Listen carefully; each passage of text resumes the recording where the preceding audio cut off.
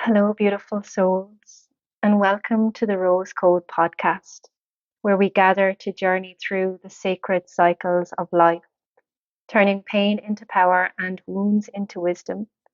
I'm Katie, your spiritual guide and mentor, here to support you on your healing and wellness path.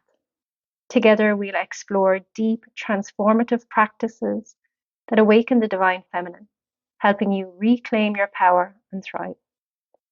Every month, we come together for our live moon ritual, celebrating the new and full moon with sacred ceremonies. Be sure to check the details below to join next month's ritual and immerse yourself in yoga, meditation, divine feminine activations, and our vibrant community calls.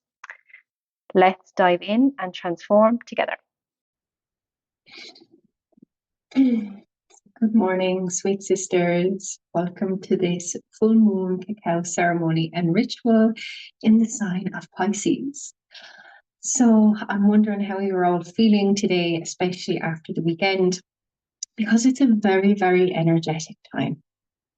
If you know me, you know I would sleep on a bale of neds, a bed of nails. And this weekend has been a wild ride in the dream time space. We've just come out of Mercury retrograde shadow phase, so the post-shadow phase, like that lingering energy after Mercury retrograde.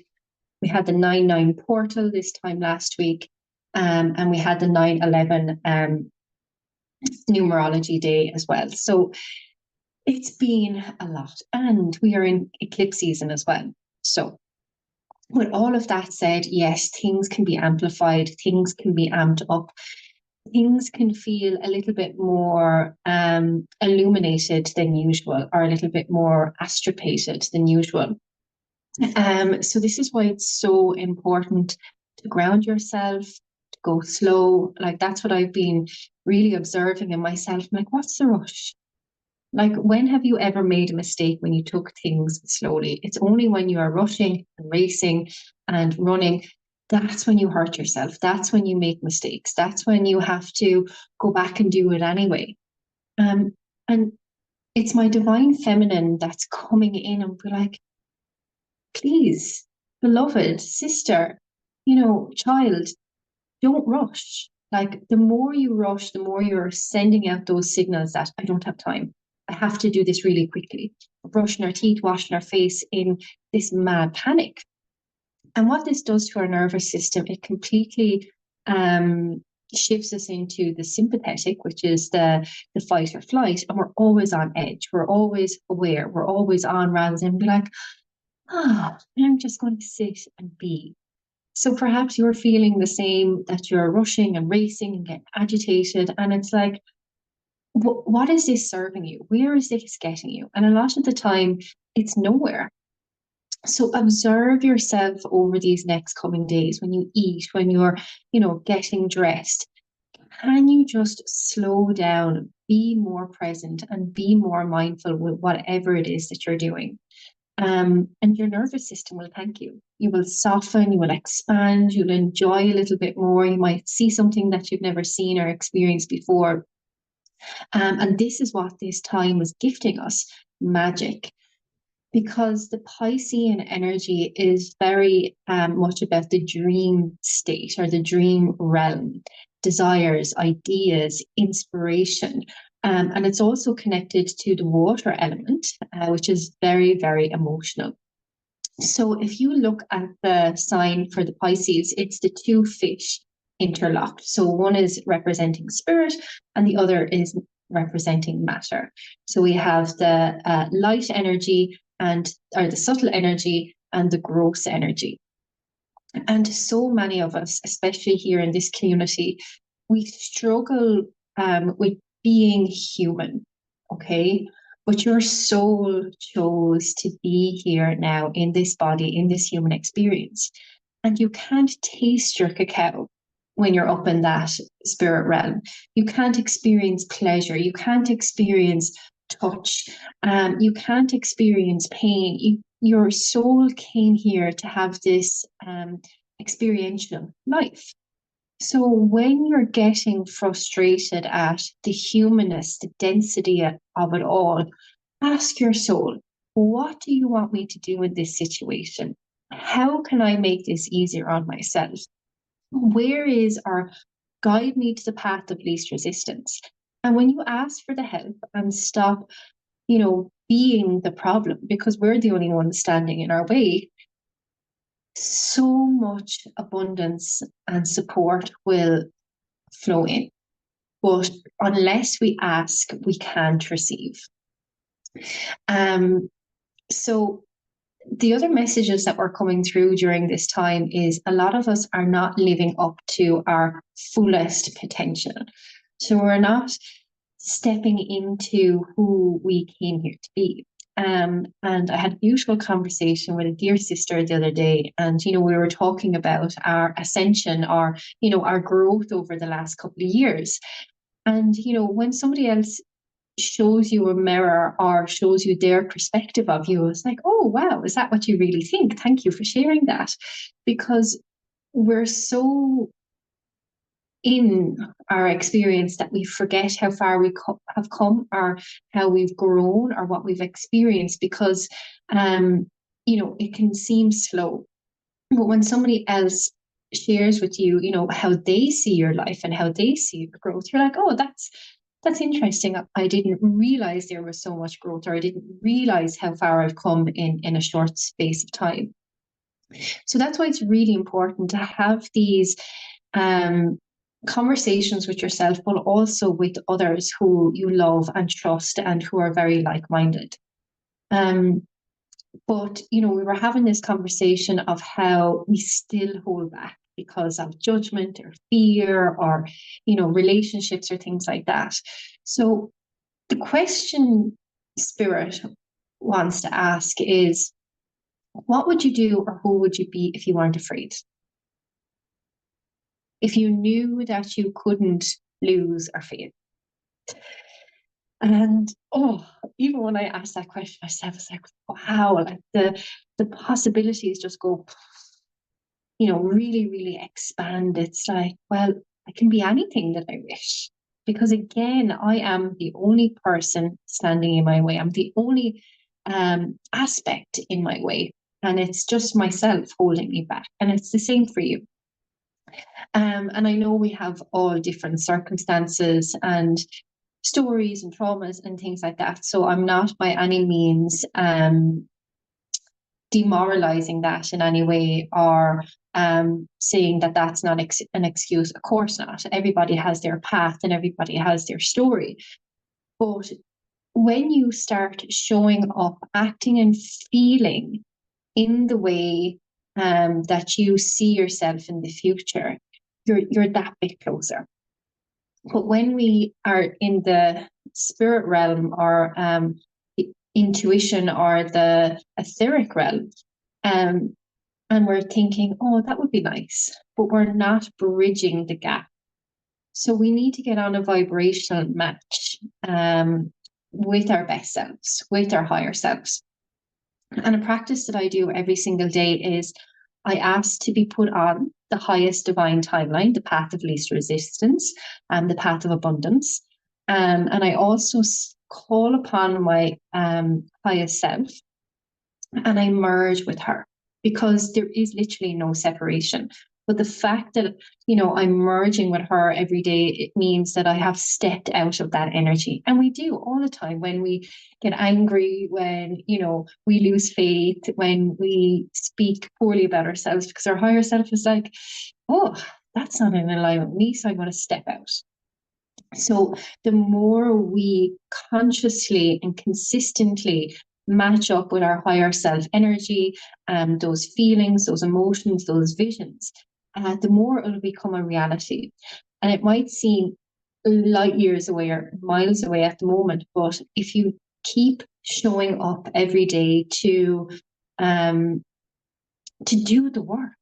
And I met another sweet soul yesterday as well, and she also said, look how far we've come. And I was like, I know. And she said, I always remember you saying to me, oh, I'm only doing one class of yoga now a week. And I said, yes, that's okay, as long as you're consistently doing that one yoga class a week, because you're bringing that yoga off the mat and into other aspects of your life. So a lot of us don't do the work because we think we have to dedicate hours and hours of our time to doing the work. It's all well and good, setting yourself the hour here to drink your cacao, to tune into the energy of the full moon. But if you go back to the lower vibrational reality that you were in before this, then this was just a lovely experience. So the real work actually starts when you step back into your life. And I always say this to myself as well, especially after the goddess retreats, because they're such a beautiful container of, high vibration, of deep connection to the feminine essence. It's like, okay, how can I sustain this? How can I bring this back into my life, even if it's just a little pearl or a little nugget of it, and then begin to layer that until there is no separation between that energy and your reality. It is already one. So that's something to comprehend. We are in the week or leading up to the autumn equinox in the northern hemisphere. And I've said it 100 times already.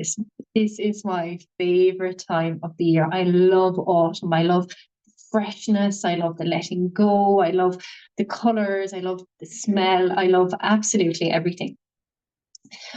So the equinoxes are very powerful times because they're all about balance, equal day and equal night.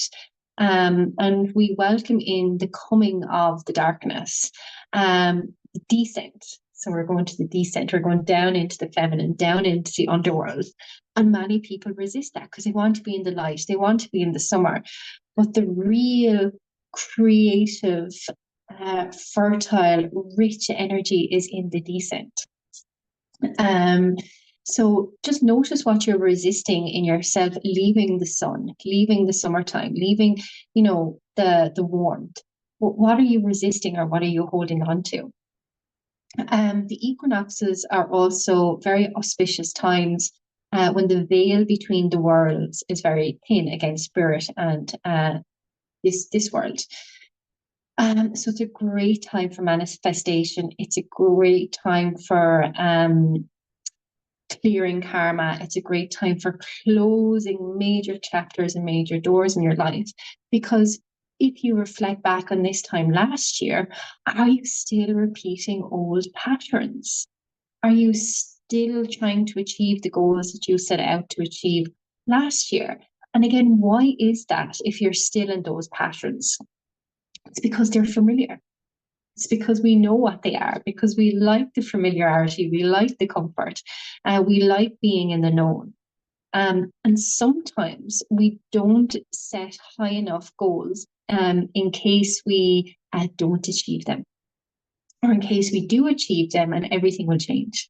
Because our primordial chakras, our lower three chakras, don't really like change. They like familiarity, they like fitting into community, they like the known. Whereas when we go up into the other chakras, that's all about expansion and opening and the unlimited possibilities, and really expanding into higher consciousness. And that is basically the unknown.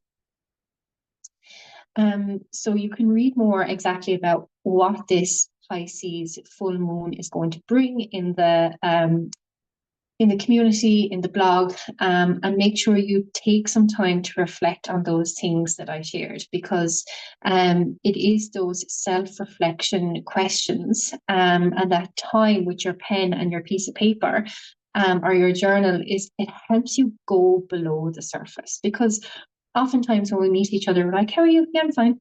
I'm good. And we don't actually get to the nitty gritty of like, oh, there's a lot of rage there. I'm feeling really sticky, or I'm feeling really agitated. It's like, how often are we that honest about how we are feeling or what's going on in our life?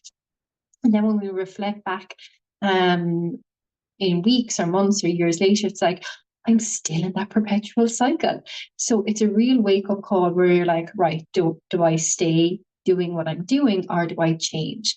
So eclipse season is a great time for dramatic and drastic changes and shifts. And remember, I always say it is for the highest good. It is for your highest good. And it's really for you to just trust and just to let go. And that is the theme for the next 2 months. Letting go, shedding the old self, shedding the layers. Because the more we sift through these personas or these masks or these belief systems or these experiences, the closer and closer we get to our true essence, the core of who we are, beyond the name, beyond the accomplishments, beyond the beyond, to that which cannot be labeled or described. It's just returning to source, returning to wholeness. So that is essentially what we are seeking, we are trying to attain, and we go looking out there rather than searching in here. So please let me know in the comments how this is landing with you, and just take a moment to have a moment of an energetic audit. Just allow those words, the channeled frequency and forecast to settle in.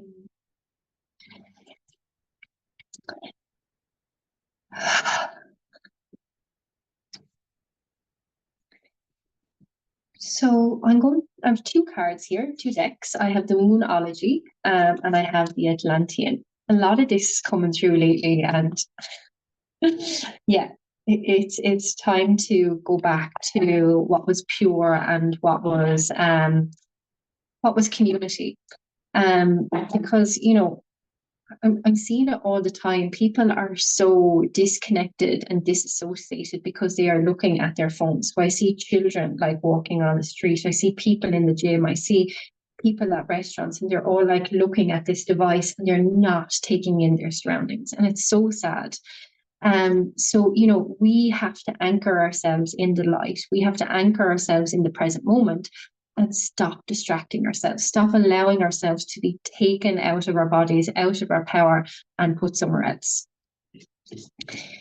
So I want you to take a moment now to bring to mind any questions or anything that you would like clarity on. And just bring that to the forefront of your mind. And then send those questions, those energies into the cards.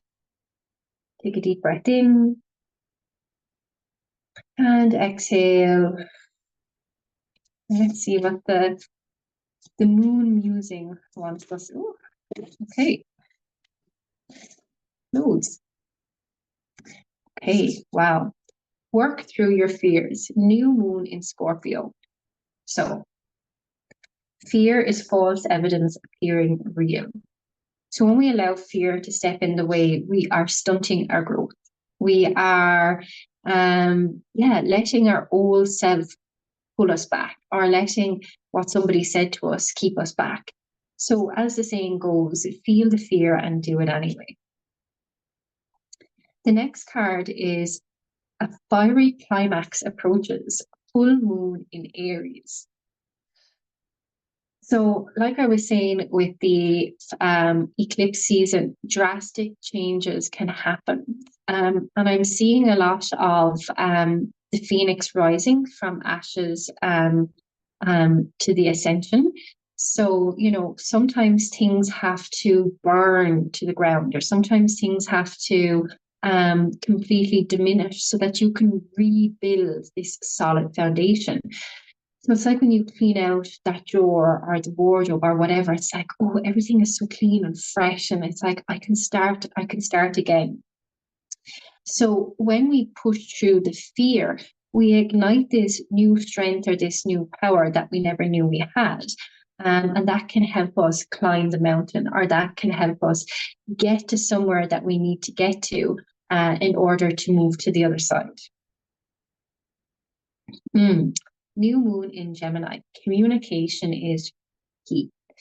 So when we are not speaking our truth or expecting somebody to read our mind or know what we're thinking about is absolute ludicrousy. And that's where a lot of arguments happen, when we don't share, when we don't say what we need or what we want. But this is also asking you to communicate with yourself. So your head and your heart will always say different things. So it's really, really important to tune into the mind, tune into the heart, tune into the body, and really ask those different aspects of you what they need individually, and then bring them together collectively. New moon in Aries, it's time to take action. And I would absolutely agree. So we have less than 4 months left in 2024. You can start now. Don't wait until January, because you will be 4 months behind yourself. Just start now. Whatever it is, like going to the gym, eating healthy, there is no better time than now. You want to start a business? Do it now. You want to reach out to somebody? Do it now. Because, tomorrow never comes. And all of that thinking and ruminating takes up a lot of energy that can be really exacerbated in your mind and block you from other things that you should be doing. The next card is time to take time to breathe out. So the exhalation, the letting go. So let's try that now. Take a deep breath in, hold your breath at the top, and then exhale with a sigh. And again, deep inhalation in, hold at the top, and exhale. And one last time.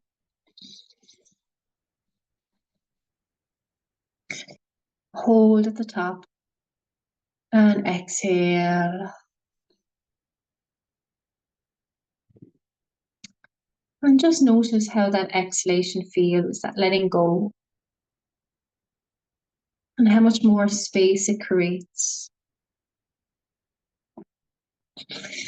Yeah, a lot of us who are super stressed or anxious, it's the exhalation that we need to focus on to reset the system. So the next card, void of course moon. Nothing will come of this situation. So if you are worried about something, if you are thinking, oh God, what about this or what about that? This card is saying, don't worry about it. Like, it is done. There is nothing to fear. It's a situation, it's experience that happened in the past. So don't keep allowing it to be in your present moment. Let it go. And the last one then, what a beautiful one to end on. Blue moon, believe in the impossible. Oh, and such a perfect card for what we are going to do today. Something a little bit different to our normal moon ceremonies. So that's a really, really beautiful card to end in. Believe in the impossible. And that really brings me to the imagery of my inner child, and how, like, she can be anything that she wanted to be in an instant. And she could see beyond the veil, she could see the fairies, she could talk to the plants, she could talk to the stars, she could talk to her imaginary friend. So bring back the impossible. So I'm just going to take one card from the Atlantis deck. And